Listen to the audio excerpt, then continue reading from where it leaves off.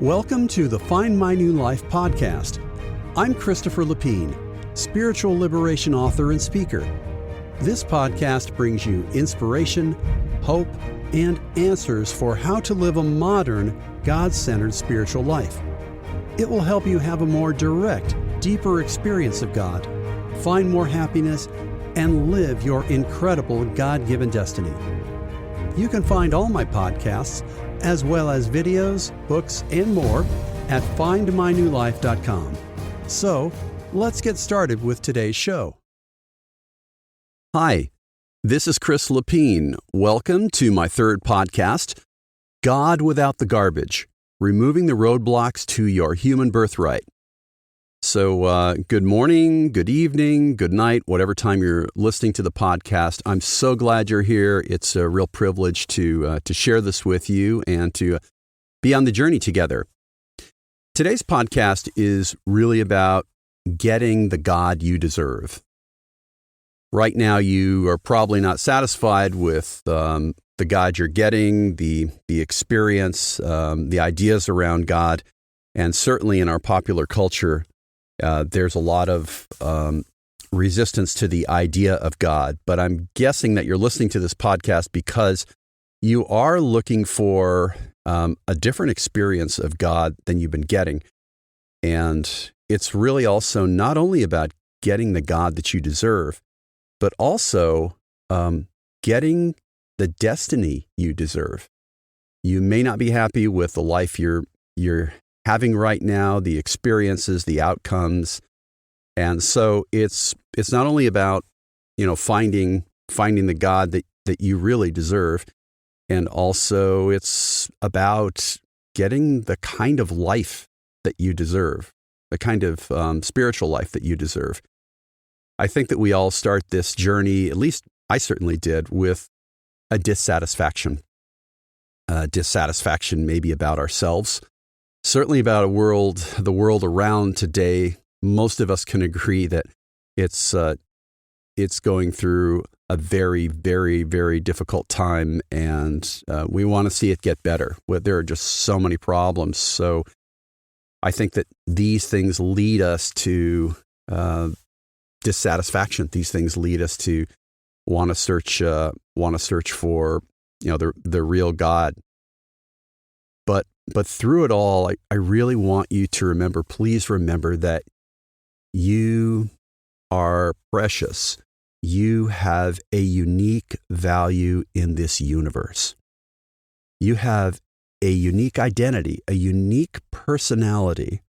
You have a unique set of gifts. You are in a unique circumstance.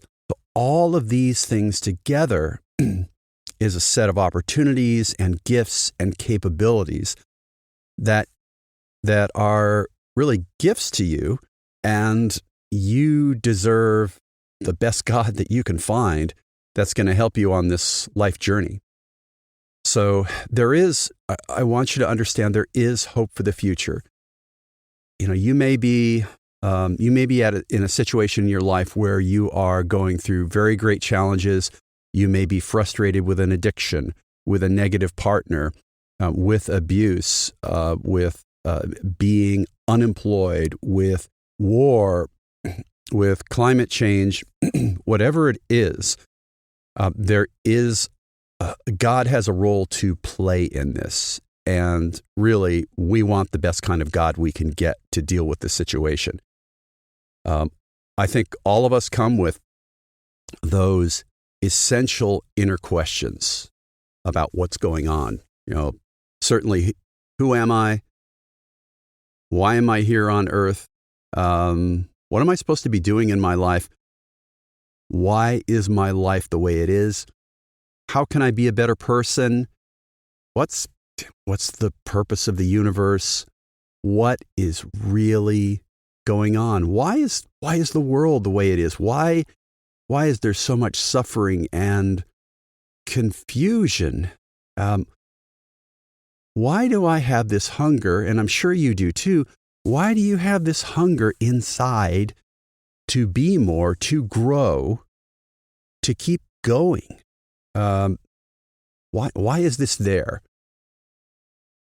that's so much a part of what makes us humans. Lots of questions. We all have numerous questions about this, but I really want to reiterate that you do have value. There is hope for the future. And really what's needed for us on this journey is to keep an open, fearless mind. You're going to have to chart your own path on this, but you're going to have help every step of the way with really the kind of God that you're looking for. I really want to reassure you of that, no matter what experience you've had. So the real key to finding the kind of God you deserve, God without the garbage, is to first keep an open mind. Be willing to take some risks with your thoughts. That's the key. Now, but on the other hand, you don't want to have a foolish mind. You don't want to just accept what I'm telling you. You don't want to just accept what someone else may be telling you. So you want to think about these things. You want to ponder them, and then make your own decision. Part of the garbage part of God is just accepting what people tell you. That's really what's led to many, many problems. So in order to really get the kind of God that you deserve, in order to discover the kind of God that you deserve and the kind of life you deserve, in order to find your destiny, you have to be open. So fortunately, I think you're coming with really the keys to do that. So the keys to this whole reinvention of God, this reinvention of yourself, reinvention of your life is your openness, your hunger for really discovering the truth. There really is a truth out there.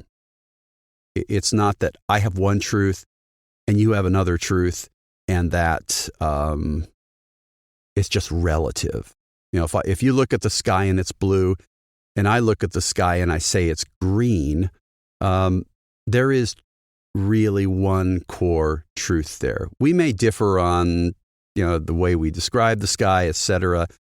We may differ on the way we describe God, etc. But there really are some core truths out there. So your efforts are going to help you find those core truths, and you'll find them within yourself.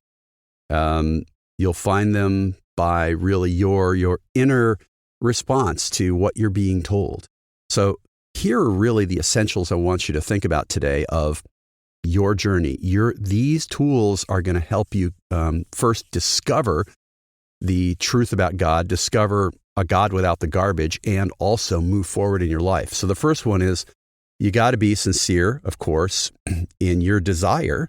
You have to be honest with yourself that, yes, I desire to grow. I have a desire to find out what's going on, to find out the truth about myself, the truth about the real God.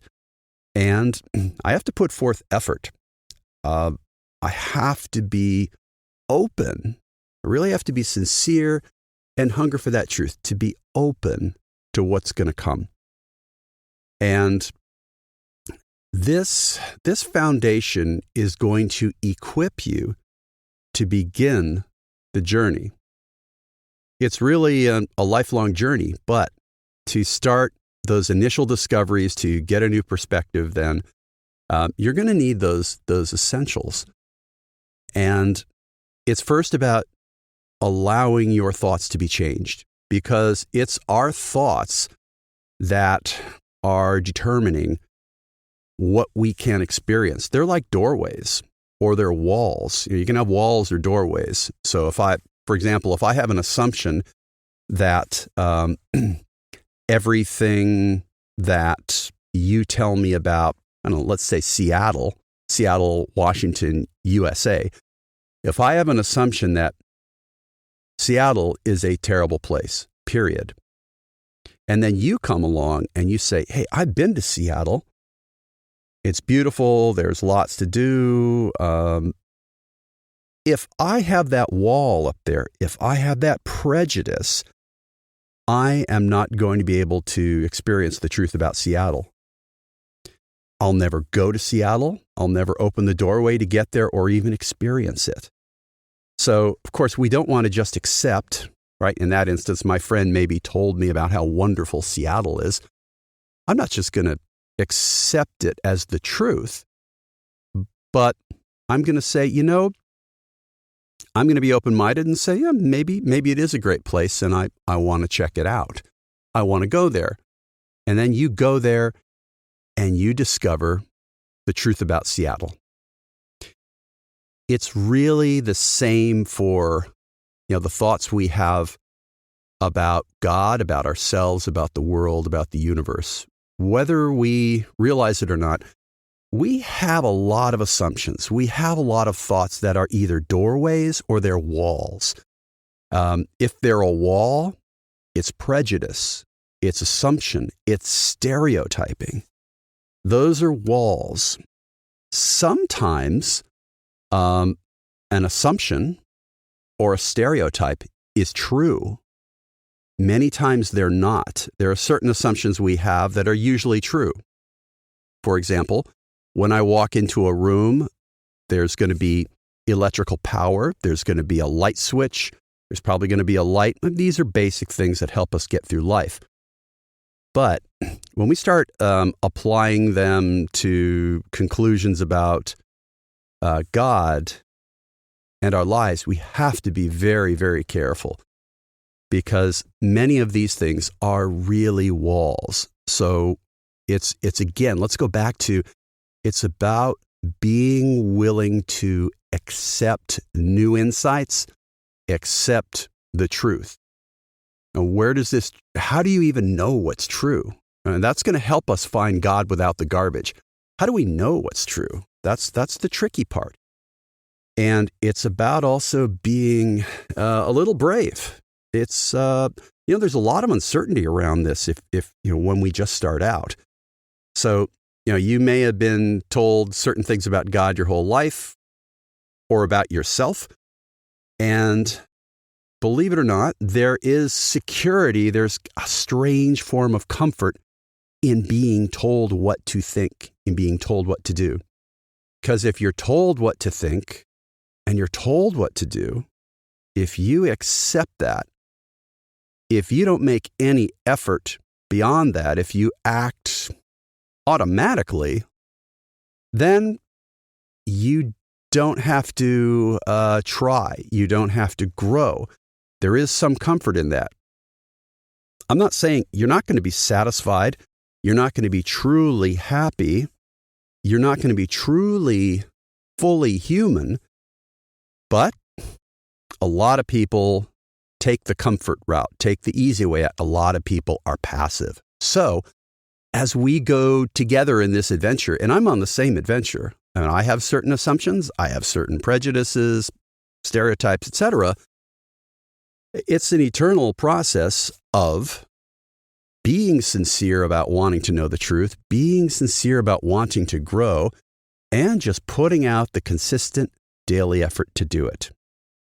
We're going to miss once in a while. We're going to fall down. It's just part of it. But as long as we keep trying, as long as we're sincere, then we're going to make progress.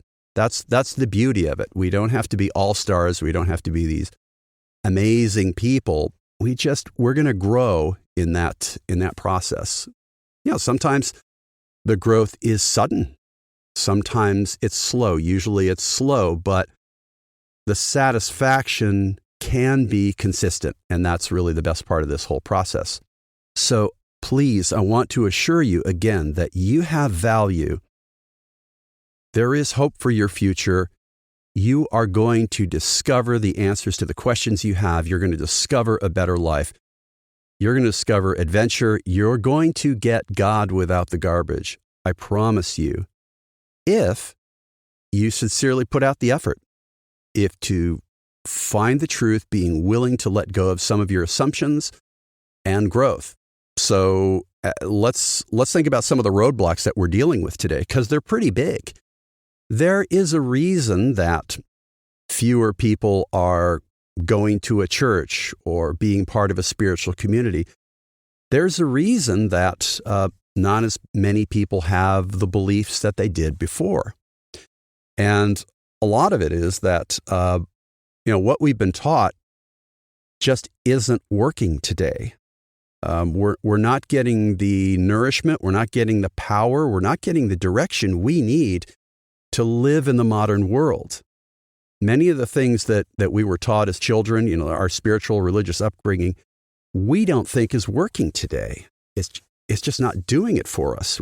We've got a lot of distractions, that's for sure. The media, the complexity of life, the way things are changing so quickly, the relativity, different opinions, it's bewildering at best. It's exhausting, and it's self-destructive at worst. So we've got a lot of things to deal with. We've had a lot of negative experiences, a lot of garbage. I'll call it the garbage. We've had God with garbage, God buried under piles and piles of garbage. I assure you, there is a truth about God that you will discover when you put out the effort. And the place you're going to discover it is inside of yourself. You do have a sense inside yourself, let's call it a spiritual sense within you, that is able to perceive the truth about God, that is able to perceive truth. Now, sometimes it takes a while to know what's true. You have to keep going back and feeling that, being in touch with that through some type of meditative experience. But you will know the truth. Eventually, it'll get stronger every day. You'll be more certain of it. You just have to let that grow, again, through your effort, through your sincerity, because it's really about removing a lot of these layers of thoughts and assumptions and stereotypes. Now, think of the negative experiences that you may have experienced or other people have. Let's just think about it for a minute. If we look at traditional religion, the biggest thing right now is we're finding that a lot of religious institutions have abused their power. A lot of them. We know through the ages there have been, wars, the accumulation of money and power, persecution, etc. Today, it seems even more obvious. You turn on, you may pick your media, you can find sexual abuse scandals where people in power just abused boys, women, you name it. We find people running religious institutions and living in tremendous luxury. It's widespread. We have churches, in the United States at least, where people are bringing automatic weapons to the service. This isn't widespread.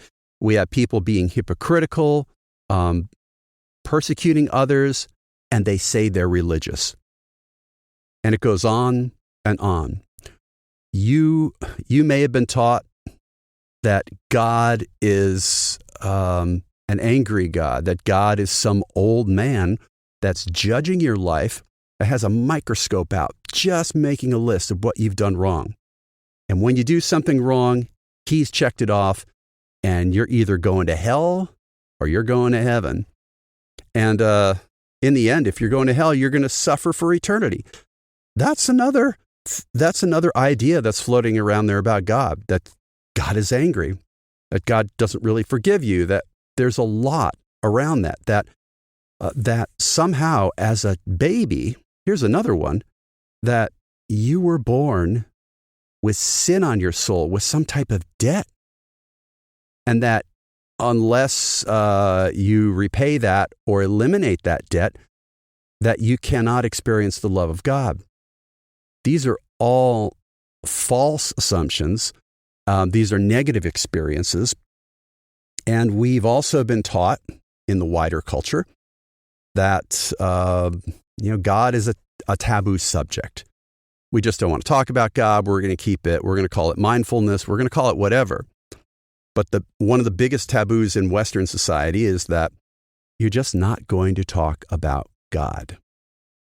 And I think the reason that exists is that there's been so much negativity around God, especially when you look back at the Middle Ages. The church, at least in the Western world, the Christian church, the Catholic Church, was totalitarian, controlled every aspect of life, many times persecuted people, many times tortured people. And it was absolute monolithic in Europe, and that's what the Reformation was all about. So when you look at all of this experience, there was a revolt by intellectuals against all of this, and we're still living with that today. Now, Western society is still, in a way, revolting against the totalitarianism of that church. So we're in a place where we think God is covered with garbage, and we think God is really, pretty bad God. There is a widespread antipathy or confusion about God because of I'll call it garbage, right? It's the sexual abuse scandals. It's the misuse of money and power. It's the anti-God culture. It's all out there. There are assumptions that God cannot be a person, that God cannot be a person you can talk to. Right? That's an assumption. I'm not going to try to change your mind on that, but these are things that your spirit will teach you as you go within. But the God that you deserve is a God that's better than you can possibly imagine. And I'd like you just to think for a moment about stripping away all of that garbage and what's left over. God has to be better than our negative assumptions about God. Think of it. God, if we go back, whether you believe in the Big Bang or not, there is a point in time, if we go back far enough, when there was no universe. There had to be something before the universe was even created. There had to be a first cause of everything. Okay, we had a Big Bang. What was before the Big Bang? What was before all that?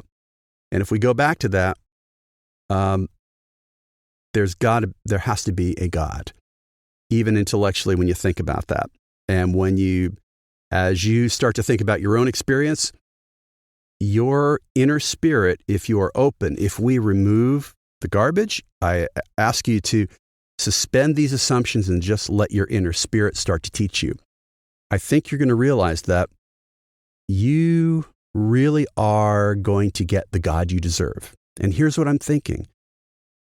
You will begin to learn that you are a child of God, of the God that created the entire universe. Just accept that. Accept that this God is the source of all good, the potential for all good. Think of the most amazing human beings that you admire. God is far, far, far beyond that and is the potential for that. God is absolute love. God is a being that you can have a relationship with. You are a child of God. You have an inner spirit that is part of God and is showing you the way. God is absolute love. God is the absolute person and will give you security, assurance, confidence, power, and peace. God existed and will always exist independently of any religion, any philosophy, any culture, any person.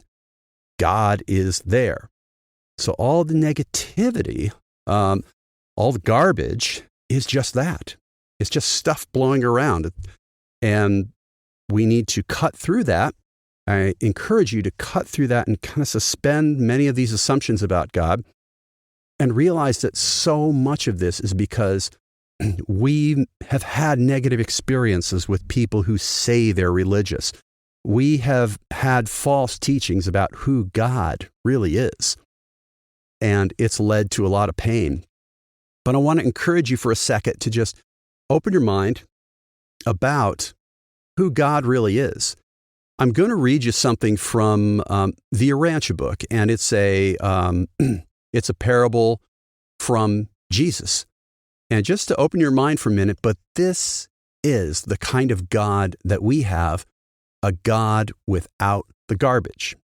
Okay, here's the quote from Jesus in the Urantia book. A certain man had 2 sons. One, the younger, was lighthearted and carefree, always seeking for a good time and shirking responsibility, while his older brother was serious, sober, hardworking, and willing to bear responsibility. Now, these 2 brothers did not get along well together. They were always quarreling and bickering. The younger lad was cheerful and vivacious, but indolent and unreliable. The older son was steady and industrious, at the same time self-centered, surly, and conceited. The younger son enjoyed play, but shunned work. The older devoted himself to work, but seldom played.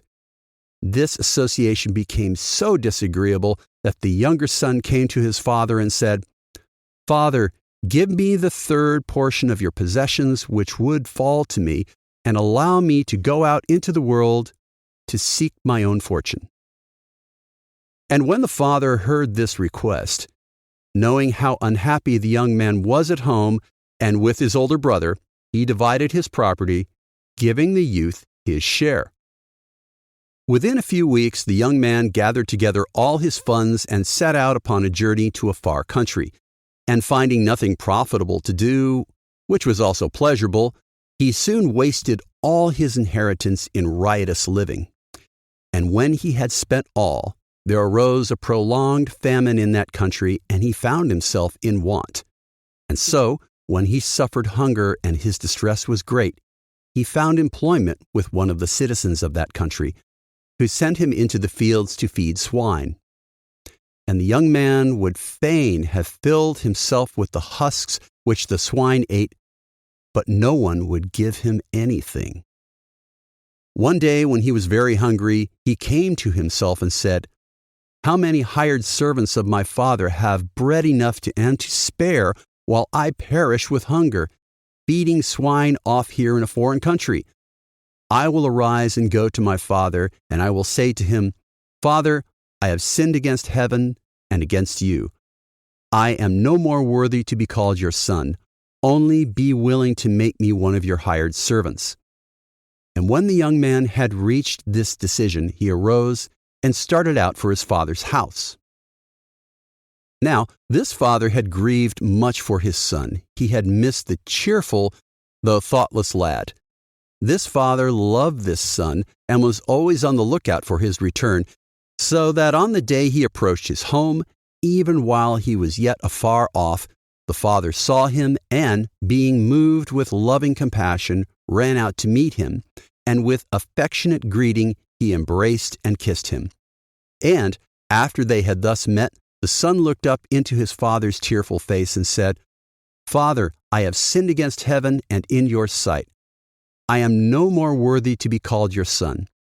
But the lad did not find opportunity to complete his confession, because the overjoyed father said to the servants who had by this time come running up, 'Bring quickly his best robe, the one I have saved, and put it on him, and put the son's ring on his hand, and fetch sandals for his feet.' And then, after the happy father had led the footsore and weary lad into the house, he called to his servants, 'Bring on the fatted calf and kill it, and let us eat and make merry. For this my son was dead and is alive again. He was lost and is found.' And they all gathered about the father to rejoice with him over the restoration of his son.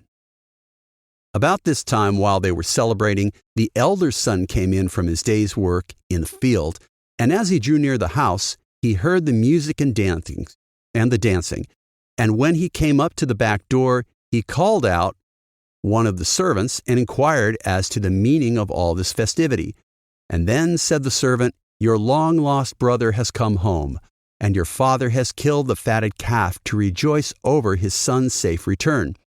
Come in that you may also greet your brother and receive him back into your father's house." But when the older brother heard this, he was so hurt and angry, he would not go into the house. When his brother heard of his resentment of the welcome of his younger brother, he went out to entreat him. But the older son would not yield to his father's persuasion. He answered his father, saying, "Here these many years have I served you, never transgressing the least of your commands, and yet you never gave me even a kid that I might make merry with my friends. I have remained here to care for you all these years, and you never made rejoicing over my faithful service. But when this your son returns, having squandered your substance with harlots, you make haste to kill the fatted calf and make merry over him." Since this father truly loved both of his sons, he tried to reason with this older one. "But son, you have all the while been with me, and all this which I have is yours. You could have had a kid at any time you had made friends to share your merriment. But it is only proper that you should now join with me in being glad and merry because of your brother's return. Think of it, my son. Your brother was lost and is found. He has returned alive to us." This is one of Jesus' favorite parables from the Urantia book, and this is a God without the garbage. This is a God that has unconditional love no matter what you've done in your life, no matter what you've said to God, no matter what you've squandered, that God really wants to help you go forward. And it's no matter what situation you're in, no matter what you're suffering, your confusion, God will help you be happy in that situation. That's the kind of God that we have. God does not belong to any church or organization. God is not part of any religion, doesn't belong to any religion. God is not controlled by any religion. Religions are a human institution, invention, a belief system about the experience of God, or based on different teachers. So when we strip all that away, you're left with your one-to-one experience with God. And as you build this experience, this can be an experience of God without the garbage. The garbage of the negative experiences you've had, the garbage of what religions have done in the name of God, the prejudices, the assumptions, the scandals, the misuse of power, the abuses, etc. God is not part of that. God does not condone that. The real livers of spirituality are people who are responding directly to the will of God, to the leading of the Spirit within, and they're showing good fruits in their lives. They're helping people, they're being kind, they're being balanced, they're being selfless. The original, when we think about Jesus, the original religion of Jesus is a religion of service, of serving others, of helping other people grow, to have a better world. It is a religion of a God without the garbage. It is a one-to-one experience of you and your dear, loving God. Please understand that God is not a man. God is not a human. God is not a woman. God is beyond gender. God is beyond, God doesn't include any of the negative aspects of human beings. And, the very, very best that we can think of in a person is an infinitesimal bit of the eternal goodness of God, of the infinite total goodness of God. You will discover these truths within when you come with that sincerity, that hunger for truth, when you put forth the effort and you look inside you will discover this. You will discover a God without the garbage because you deserve this. This is what you were meant for. This is your human birthright. Your human birthright is as a child of God, as a son or daughter of God. That's your birthright. Yeah, think about it. The very creator of the entire universe, all those billions of galaxies, all the people on them, all the stars, everything, all of that life. That creator, that all-powerful, all-loving creator of all reality, of an endless universe, is your loving, universal Father. Not a male, not a man, not a woman, but takes the role of a father, of the initiator, upholder, and sustainer of all reality. And that part of God, that God, has placed a part of himself inside you, a divine spirit that is your direct link to him. So you have an instantaneous phone line to God. And when you come with that sincerity, with that hunger for truth, with that open-mindedness, and you sit and you wait and you take time to be with God, you will gradually discover the truth about yourself and God, and then it'll be an eternal adventure, an eternal growth. So you can do it. You really can. Things can get better. It's a gradual process. It isn't going to be instantaneous. But please, please be assured that God is independent of these religions and you can have a direct experience of your loving, dear divine parent. Let's take a look at the steps to find God without the garbage. Now, the steps are very, very simple, but in the beginning, they're a little difficult. So, step number one is you have to come with a sincere desire for the truth and growth above all else. If you're not sure about whether you're interested in finding the truth, if you're still holding on to those negative assumptions and stereotypes and those experiences, it's going to be harder. You're just not going to be able to get through. But what you need to do is when you feel the desire to know more, when you have that curiosity about life, about yourself, immediately make time wherever you are to be silent and express that desire for truth. Whatever your belief in God is, whatever your negative experiences may have been, just express your heart inside yourself about this desire for truth. Keep doing that and listen. So it's that you're pouring your heart out. So number one, you're going to pour your heart out sincerely with a hunger for that truth and a desire to move on and grow. And as you do that, you will gradually experience more and more of the Spirit within, of God. And as you do that, you'll start to learn more and more about the nature of God. You will discover God without the garbage. You will discover that your loving, universal Father is more amazing and stupendous than you could ever imagine, and that the best possible future you can imagine, the most amazing, rewarding future, is nothing compared to the spiritual adventure and your birthright, your destiny that He has defined for you. Remember, you are a unique combination of who you are, your personality, your gifts, your place in life, and your place at this time in history.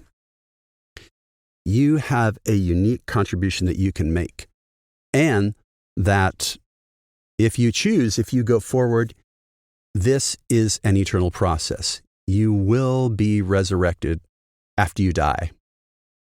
And be assured, and that's what I talked about in my last podcast, that you will be. Membership in an organization, membership in a church is not the ticket, of course, to resurrection. The ticket to this eternal journey is being willing to listen to the divine leading and follow it. What you believe actually isn't even the ticket.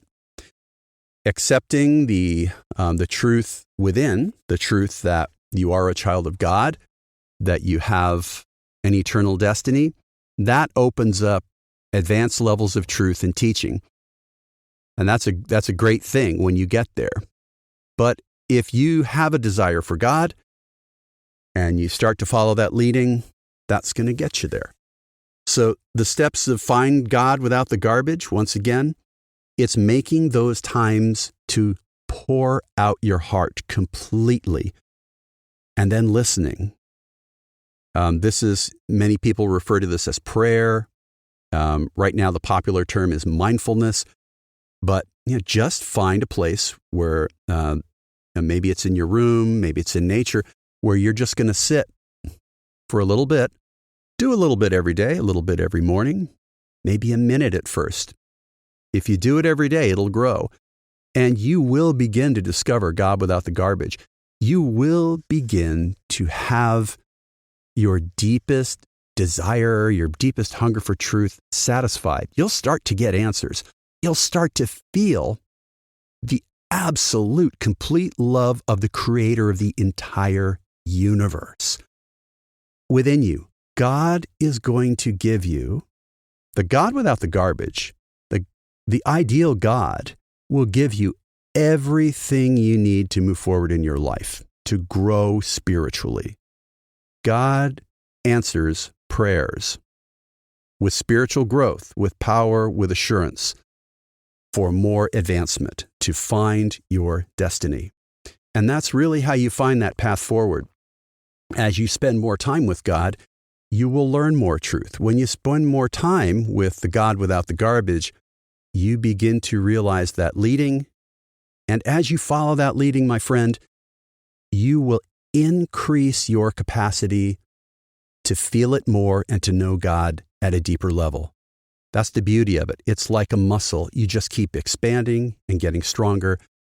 You increase your capacity the more you try. Just trying is good. You're going to have your own path. You're going to have your own unique adventure that God has for you. And it will be endless. And that's really God without the garbage. So please don't allow anyone for a moment longer to keep you from the God you deserve, to keep you from your human birthright, to keep you from your eternal birthright given to you directly by the universal Father, by your Heavenly Father, the ultimate creator, sustainer of the entire universe. Don't let anyone take that from you, no matter what you've been through. You've suffered enough. Don't let them keep taking your birthright from you. Despite what our culture may say, despite the negative experiences you've had, despite your disappointment, know that none of this can truly stop you if you want to know the truth. God is waiting for you. Your loving, loving parent is waiting for you and has everything you need within. The Spirit He has given you is the absolute source of inspiration, of confidence, of truth. And you can go forward from there. You can go out into the world confidently, listen to different people talk about truth, read things, observe things, and your inner spirit from our loving Heavenly Father is going to let you know if that's true or not. Your inner spirit is going to give you the strength to face challenges in your life. The spiritual life is not about avoiding challenges or just trying to feel peaceful or It's not about that. Your birthright, human life, now and after death, is about taking that adventure and growing, about stretching yourself, about pushing yourself. Right now, that might not seem possible. That's okay. But you will gradually grow into a person more capable, more confident, more accomplished than you could ever imagine, despite what you think of yourself, despite your limitations. Because the ultimate source of power and inspiration and light and truth is within you. The Spirit of our loving Heavenly Father, of our loving universal Father, is within you. There is no limit. When we give ourselves absolutely to discovering the truth, to discovering the divine leading for ourselves, and when we try to follow that leading, every time we try, we grow our capacity. There's a new divine invasion of our souls, and we grow and grow and grow toward that greater person. Remember, it's not the speed of your growth that's important. It's just that you're making progress. This is not going to be instantaneous, but I promise you, when you take the time and give yourself to this, it will be beneficial. Just do a little bit every day and grow from there. And you can have the God without the garbage. You deserve it. It's time for a new era in your life. It's time for a new era for humankind. So thanks again for joining me today on podcast number 3 for Saturday, November 26th, 2022. This podcast has been God Without the Garbage, removing roadblocks to your human birthright. You deserve it. So I hope you have a great week, and I'll see you next time. Of course, you can check out my website for more info. And December 10th, don't forget, December 10, my new book, Profound Prayer, is coming out. It's on Amazon. Actually, you can pre-order it right now for the ebook for 1/3 the regular price. I think $2.99 US dollars. But anyway, there's lots of free stuff on my website, etc. I hope you have a great week and a great day. Take care now. Bye-bye.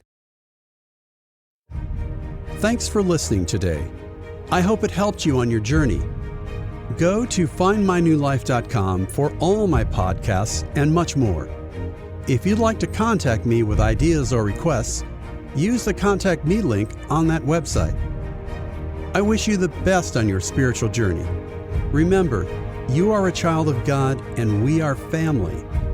You could claim an amazing destiny. See you next time.